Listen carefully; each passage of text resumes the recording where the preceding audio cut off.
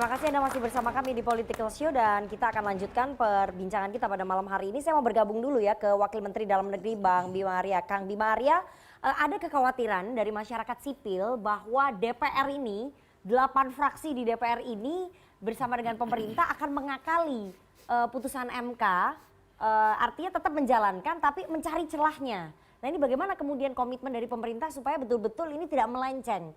Karena sekali lagi sudah ada peringatan warning dari masyarakat sipil, jangan sampai gedung DPR digeruduk lagi, peringatan darurat jilid 2 begitu, Kang Bima, silakan. Kurang jelas apalagi pernyataan kita tadi, Nana. Kan saya sampaikan tadi, final and binding, terakhir dan mengikat, dan kedua, nggak ada lagi ruang untuk memutuskan sesuatu yang bertentangan dengan norma MK tadi. Gitu. Tapi saya ingin bilang begini, sebaiknya kita tidak tarik putusan MK ini dalam konteks yang sangat kecil, dinamika politik 2029 terkait dengan pencapresan gitu ya. Ini momentum yang sangat strategis untuk menarik dalam konteks yang lebih besar, kepentingan yang lebih besar. Satu, sejauh mana ini nyambung dengan ikhtiar kita untuk memperkuat sistem presidensial. Yang kedua, sejauh mana ini berkorelasi juga dengan penataan rezim pilkada yang akan kita lakukan. Gitu. Jadi kalau misalnya threshold presidennya hilang, bagaimana dengan pilkada? Bagaimana dengan gubernur, bupati, wali kota? Apakah masih relevan kemudian thresholdnya? Begitu. Dan sejauh mana kemudian isu langsung dan tidak langsung ini nyambung berkorelasi dengan putusan MK. Nah saya kira lebih ke sana. Dan sejauh mana juga kemudian semangat otonomi daerah ini bisa kita manifestasikan di desain revisi semua undang-undang tadi, undang-undang pemilu, undang pilkada, pencapresan dan sebagainya. Jadi mari kita tarik dalam konteks lebih besar penataan sistem, jangan terjebak kemudian ke spekulasi-spekulasi yang masih jauh. 2009 itu masih jauh loh. Penataan sistem itu penting ya Kang Bima, bahwa Kang Bima adalah salah satu produk dari pilkada langsung. Jadi jangan sampai nanti penataan sistem itu justru mengembalikan kita ke masa yang lampau. Mas Toto ingin menambahkan, silakan. Itu hal yang konkret, Nana. Ketika kita berbicara mengenai adanya perubahan aturan dalam pilpres, betul. Tapi kita harus tempatkan dalam kerangka sistem. Tadi Mas Bima menyebutkan apapun istilahnya omnibus law politik. Tapi paling tidak kan ada undang-undang parpol, undang-undang pemilu, dan undang-undang pilkada yang bisa dijalankan dalam konteks perubahan sesuai dengan semangat MK. Kalau diakui ini final dan mengikat. Contoh konkret simpel, Nana. Ini kan nyambung dengan sebuah isu aktual. Terkait misalnya ide mengenai pilkada dikembalikan saja kepada DPRD. Kalau kita bicara basis argumentasi yang dibuat dalam keputusan 62 MK terkait pilpres, jadi simpel terjawab tuh. Tidak mungkin pilkada diturunkan dalam logika yang berbeda dengan apa yang diputuskan oleh MK terkait dengan pilpres. Bahkan keputusan MK bukan hanya menegaskan pemilihan kepala eksekutif harus langsung, tapi peran partai dalam pencalonan tidak boleh menegasikan seorang individu dalam sebuah threshold untuk bisa maju. Artinya apa? Ide mengenai pilkada akan dikembalikan kepada DPRD sirna dengan sendirinya. Pada titik itulah menurut saya kita bisa bicara perbaikan sistem secara menyeluruh. Jadi jadikan momen keputusan MK ini untuk melakukan perbaikan dengan logika tadi istilah saya sebagaimana mestinya, termasuk menjawab pertanyaan mengenai apakah pilkada langsung atau tidak langsung yang lebih baik. Jadi jangan sampai gini loh, Nah. Belakangan ini kita kemudian mencoba menerka apakah selera kekuasaan presiden baik atau tidak. Nggak bisa kita berbicara mengenai selera atau perbaikan sistem itu didasarkan pada celetukan presiden, celetukan ketua umum partai. Kita kembalikan celetukan presiden sekalipun apakah sesuai dengan keputusan hukum tertinggi, salah satunya seperti yang diputuskan oleh MK ini. Oke, saya mau ke Bang Rifki ya. Ada kekhawatiran dari masyarakat sipil bahwa DPR akan mengakali putusan MK, memang akan mengikuti, tapi mencari celahnya, mengakali, supaya itu menguntungkan partai-partai di parlemen. Menutup peluang bagi partai-partai di non-parlemen dan menutup peluang bagi lawan-lawan kontestasi politik. Di 2029 ini bagaimana kemudian? Nggak ada satupun orang di Republik ini, termasuk kami anggota DPR. Begitu sudah kami paripurnakan satu rancangan undang-undang menjadi undang-undang, diundangkan oleh Menteri Hukum. Lalu 1 detik setelah itu, setelah dicatat di lembaran negara, Bang Refli dan kawan-kawan ngajuin ke MK, nggak ada yang bisa ngelarang. Sehingga kami juga akan mempertahankan kualitas produk hukum yang kami buat. Nah, kami tentu memperhatikan betul, kami ini bukan orang yang berada di ruang hampa. Proses legislasi di DPR itu pasti mengikuti kaidah-kaidah pembentukan peraturan perundang-undangan yang baik.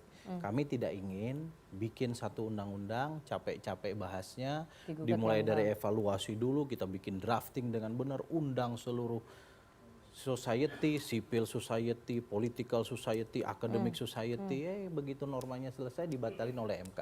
Saya pribadi ingin agar kualitas legislasi kami menjadi baik. Jadi kekhawatiran tuh monggo, silahkan saja. Tapi kan kekhawatiran itu basis argumentasinya karena ada pertimbangan hukum dari MK.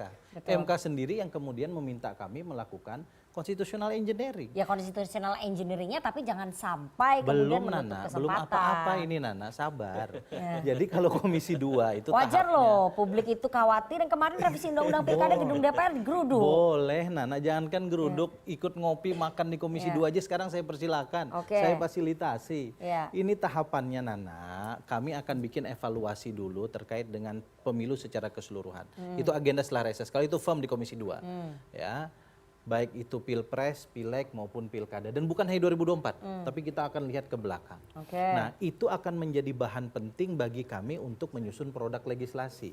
Kami berharap bentuknya adalah omnibus law politik, sesuai dengan surat kami ke pimpinan DPR. Tapi apakah nanti kita sepakati di DPR bentuknya omnibus atau kita bahas satu persatu rancangan undang-undangnya, itu nanti kita lihat. Termasuk apakah pimpinan akan menyerahkan kepada Komisi 2 atau membentuk pansus yang nanti akan mengakomodir semua kepentingan yang ada di situ untuk melakukan penataan sistem politik, itu satu. Nah, sekarang saya ingin masuk pada tema perdebatan kita dari tadi. Yang kita berdebatkan adalah partai politik cukup dominan membentuk koalisi sehingga kemudian capresnya terbatas. Itu yang menjadi basis argumentasi kenapa kemudian beberapa pihak kerap kali mengajukan judicial review ke Mahkamah Konstitusi.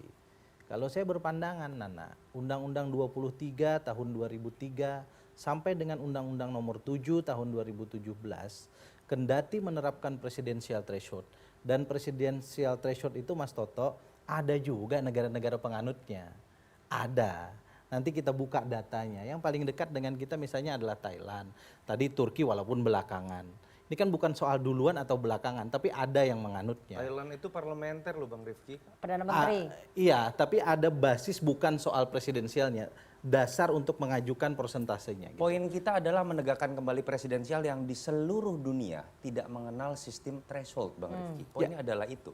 Oke, sekarang saya lanjutin. Iya, silakan. Dulu 15%, naik 20%. 15% atau 20% itu kan memungkinkan sebetulnya mencalonkan beberapa pasangan calon. Yang menjadi masalah bukan normanya menurut saya. Yang menjadi masalah adalah implementasi norma. Implementasi norma yang kemudian selalu membuat kita itu menghasilkan koalisi partai politik yang terbatas dalam pencalonan presiden dan wakil presiden. Tapi ini sudah, episode ini sudah selesai, putusan MK-nya sudah ada. Pertanyaannya, kalau nanti dengan 0% presidensial threshold, tiba-tiba calon presiden dan wakil presidennya tetap sesederhana masa lalu, apakah kemudian kita menganggap kualitas demokrasi presidensial? Nah, itu tergantung dari implementasi. Ya makanya saya ingin aturan turunannya ini kan ada di pakar Komisi hukum 2. tata negara. Itu makanya saya mau ke Bang ada Refli law ya. and norm, ada law and implementation. Kita akan bikin sedemikian rupa law and normnya dengan baik, 0%, partai politik peserta pemilunya siapapun atau apapun boleh mencalonkan. Kalau nanti 2029 implementasinya tetap 2 pasangan calon, tergantung atau aturan 3 yang dibuat pasangan nanti calon. antara Komisi 2 dengan pemerintah dan juga penyelenggara. Itu Bukan tadi yang aturan, saya bilang, nah ini implementasi. kekhawatiran Ini dua hal yang mengakali, berbeda. Bang Refli. Kekhawatiran mengakali. Coba kasih masukan Bang Refli ke kita ini biar nggak begitu. Kekhawatiran mengakali itu muncul dari masyarakat sipil. Bahwa putusan MK sudah memberikan harapan baru, ternyata implementasinya ketika dibahas di DPR bersama dengan pemerintah justru malah memperketat dan tidak memberikan ruang begitu. Ya, saya sengaja mendengarkan percakapan ya, dan mulai agak khawatir tuh mendengarkan percakapan Ketua Komisi 2. Kenapa? Karena yang ditonjolkan adalah constitutional engineering-nya tadi. Jadi antara norma dan implementasi itu Tidak bisa, dia saling terkait ya, two side in one coin. Jadi dia dua sisi dari mata uang yang sama. Kalau Anda ingat, kenapa tahun 2045 pasangan calon itu bukan karena 15% kursi dan 20% suara, karena ada aturan peralihan yang mengatakan cukup 3% kursi dan 5% suara. Karena itu adalah pilpres pertama. Betul. Karena itu dari jauh-jauh hari tokoh-tokoh politik itu bisa mendeklarasikan sebagai calon presiden, walaupun misalnya dalam konteks Demokrat itu cuma 7%. Karena kalau diterapkan 15% mungkin SBY nggak bisa nyalon pada waktu itu. Nah, jadi itu satu ya. Jadi pada waktu itu karena ada aturan peralihan. Nah, pada 2009 justru threshold ini dibuat dengan semangat untuk membuat SBY tidak bisa nyalon. Karena itu dua partai besar pada waktu itu, PDIP dan Golkar, berselingkuh dia. Ketua pansusnya pada waktu itu almarhum Ferry Mursidan Baldan. Golkar itu mengerek sampai 30%, bahkan 35%. PDIP sebagai partai oposisi pada waktu itu, dia tidak against itu. Kan dia tahu, kalau seandainya thresholdnya tinggi, ini SBY nggak bisa nyalon. Maka saya pernah menulis pada waktu itu, dan SBY pun menang, menangis, ya kan?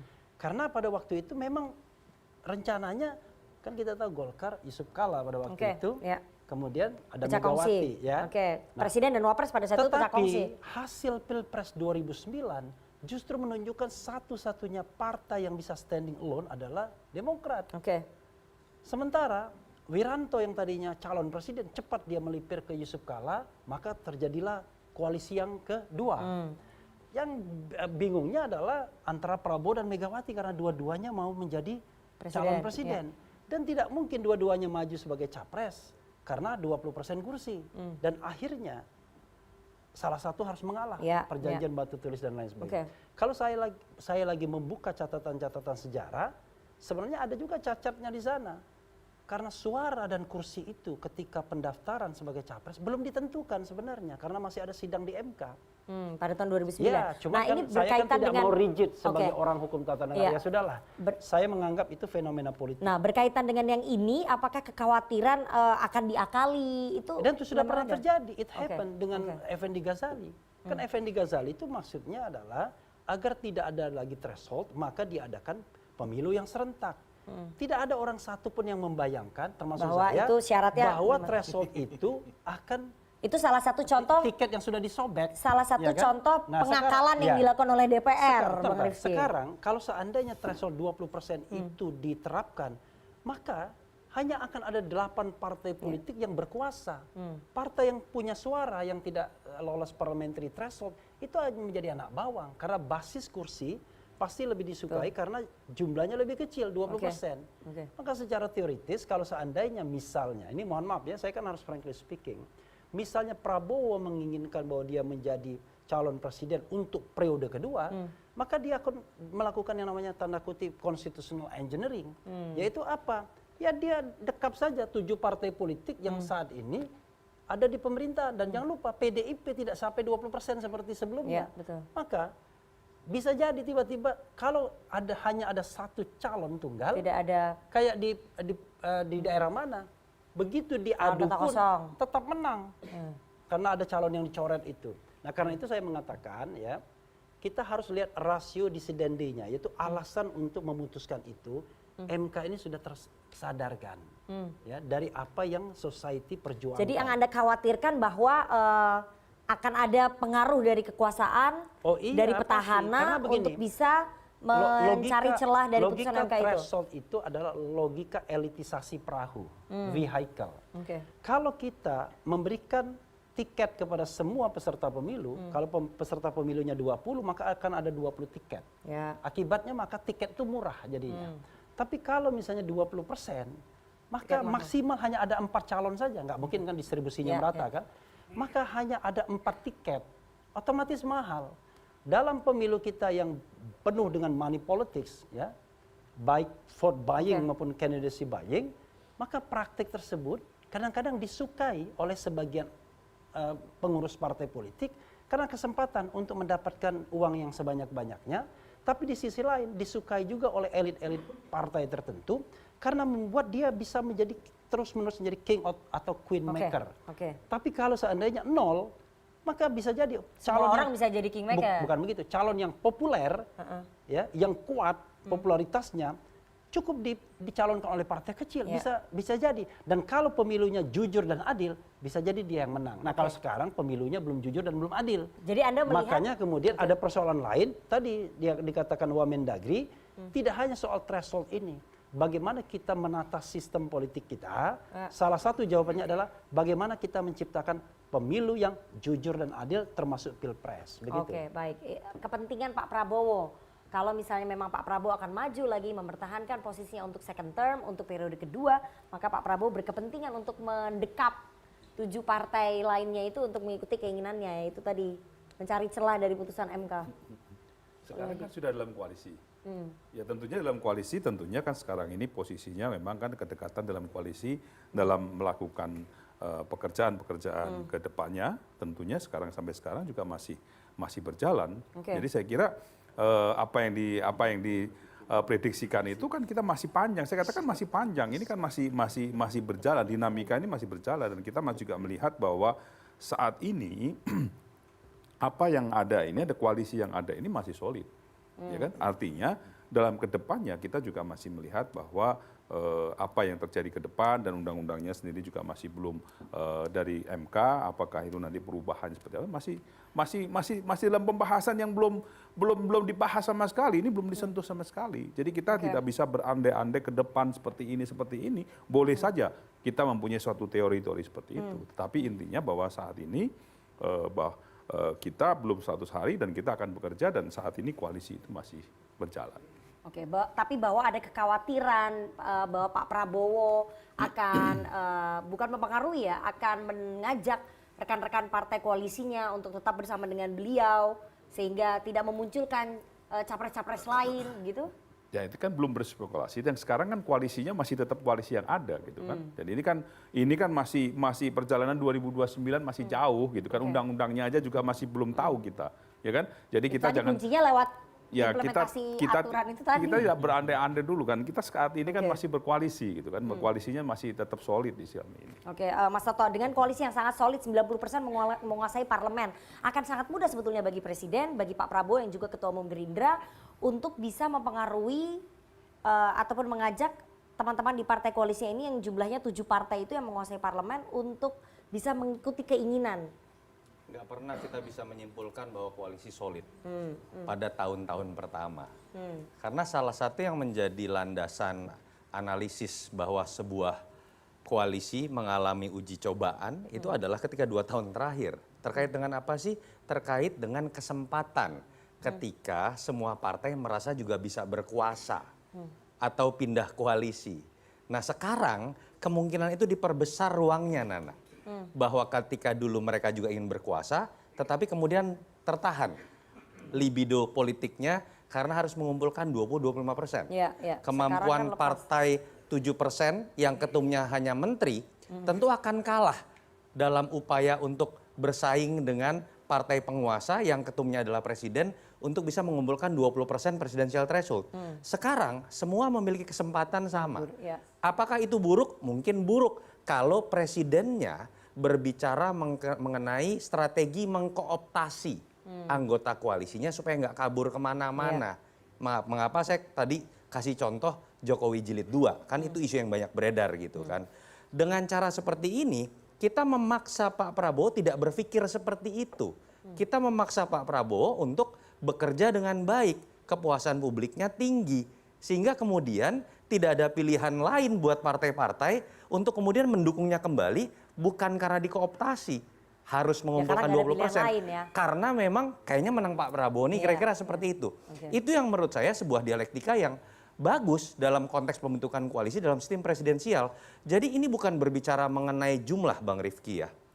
Kalau saya pribadi mungkin berbeda. Kalau ada yang mengatakan lebih banyak pasangan, lebih demokratis. Saya tidak mengatakan seperti itu. Mau 2, mau 3, mau 5, mau 20, nggak masalah. Tapi hak konstitusionalnya sebagaimana sistem yang benar, nggak boleh dibatasi terlebih dahulu. Ada daerah seperti Peru, itu kemudian belasan sama-sama tidak punya presidensial threshold. Meksiko sama-sama tidak punya presidensial threshold, hanya 4. Tidak masalah, ini bukan tentang 4 atau belasan atau 30. Tapi hak konstitusionalnya tidak boleh kemudian dihilangkan. Dan kembali lagi tadi, saya senang dengan keberadaan sebuah koalisi yang menurut saya nanti pola hubungannya akan lebih sehat. Dalam demokrasi, sebuah kesepakatan akan menjadi sehat ketika tetap ada kompetisi di dalamnya. Ketika ada partai yang merasa dalam koalisi menjadi subordinat karena ketakutan atau karena merasa kalah power, pada titik itulah koalisi yang dibangun adalah koalisi yang non-demokratis. Ini penting ya. Jadi sebenarnya kita tidak perlu khawatir kalau calonnya banyak, presiden yang terpilih itu adalah presiden yang minim dukungan. Karena kita kan menganut two round system. Jadi tidak ada dalam sistem pemilihan kita bahwa presiden itu tidak dipilih sekurang-kurangnya 50% plus satu dan juga persebaran. Itulah threshold. Iya, nah itulah threshold hasil. Karena itu kalau kita misalnya mengkhawatirkan nanti 30 calon, tiba-tiba suaranya kecil semua, ya akan ada yang namanya the second round. Dan disitulah akan kemudian akan terjadi reposisi, komposisi baru, dan kemudian koalisi. Jadi tetapi koalisinya rasional jadinya, bukan yang koalisi yang memotong hak orang untuk, kan ini kalau MK bicara the right to be candidate, ya kan? Hak orang untuk menjadi kandidat. Nah kalau sekarang ibaratnya begini, mimpi itu tidak hanya dimiliki oleh Prabowo Subianto. Tapi dimiliki oleh banyak. Iya kan? Dan kita tidak tahu siapa lagi yang bermimpi sebelum adanya keputusan ini. Tapi sekarang mimpi ini dimiliki oleh semua orang. Bahkan Pak Wamendagri pun jangan bermimpi juga untuk jadi calon presiden. Jangan-jangan. Ya, saya ke Bang Rifki bahwa karena sudah berpengalaman soalnya. Bang Rifki, semuanya memiliki peluang yang sama termasuk partai Anda. Jadi 2029 kira-kira Nasdem gimana? Ya, kita nggak tahu, masih lama. Yang jelas tugas kami di DPR, terutama Komisi 2, adalah memastikan bahwa norma ini akan kita terapkan di dalam revisi undang-undang. Yang kedua, kita perlu sadari bahwa di konstitusi itu hanya partai politik peserta pemilu yang kemudian berhak mencalonkan calon presiden dan wakil presiden. Nah, terkait dengan syarat-syarat kepesertaan pemilu, saya kira sudah jelas, dan karena itu bagus juga kalau kita ingin sampaikan di tempat ini bahwa jangan kemudian hari ini bikin partai pada saat yang sama bermimpi jadi calon presiden. Gitu. Disitulah pentingnya institusionalisasi partai politik. Itu akan berlomba-lomba kayaknya orang bikin partai politik supaya bisa maju capres. Dari sisi demokrasi, why not? Enggak, dari sisi norma dia harus menjadi peserta pemilu dulu, ya kan? Dan karena itu kemudian jadi akan diatur peserta pemilu sebelumnya. Itu sudah diatur, enggak, itu sudah diatur sedemikian rupa. Nah, dua hal ini saya kira yang akan menjadi guidance kami dalam penyusunan norma-norma ke depan, dan bagaimana nanti constitutional engineering. Saya kira kalau diberikan kesempatan bagus juga nanti kita akan melakukan hearing dengan banyak pihak, termasuk jika memungkinkan sebagaimana pernyataan Wakil Ketua DPR, mungkin juga perlu konsultasi ke Mahkamah Konstitusi. Baik. Tapi ada satu poin ya. Sebentar, saya harus kasih kesempatan dulu ke Wamendagri nih, Kang Bima. Kang Bima, terakhir sebelum Kang Bima keluar dari Zoom ya, Kang Bima. Jadi ada kekhawatiran bahwa ketika ini posisi presiden, kemudian lawannya akan menjadi banyak, sementara Kemendagri adalah kepanjangan tangan dari presiden. Jadi gimana nih supaya pemerintah tidak membawa Kemendagri tidak membawa misinya presiden gitu terkait dengan pembahasan aturan turunan ini? Kekhawatiran itu wajar, tapi memang perlu dan penting juga untuk mengawal proses pembahasan di DPR, di parlemen begitu ya. Tapi kan begini, isu ini terlalu besar, terlalu penting dan terlalu strategis untuk dilakukan secara terbatas, tertutup dan eksklusif. Saya kira pada saatnya nanti kita akan menikmati pembahasan di ruang-ruang publik. Kemendagri sendiri akan memulai tahapan-tahapan, mengundang teman-teman NGO, teman-teman kampus, teman-teman komunitas, teman-teman partai, semualah gitu ya. Untuk menyampaikan gagasan-gagasan secara teknis dalam konteks potensi yang besar tadi, sehingga rasanya bisa menepis segala macam kekhawatiran tadi. Gitu. Baik. Itu poin pertama, Nana. Poin kedua, semua pasti berhitung lah. Nggak mungkin lah kemudian melakukan hal-hal yang rasanya kalkulasi secara rasional politiknya itu jauh. Ya, apalagi kita dipandu oleh norma-norma yang jelas betul. Baik, kita tunggu nanti pembahasan secara terbukanya ya.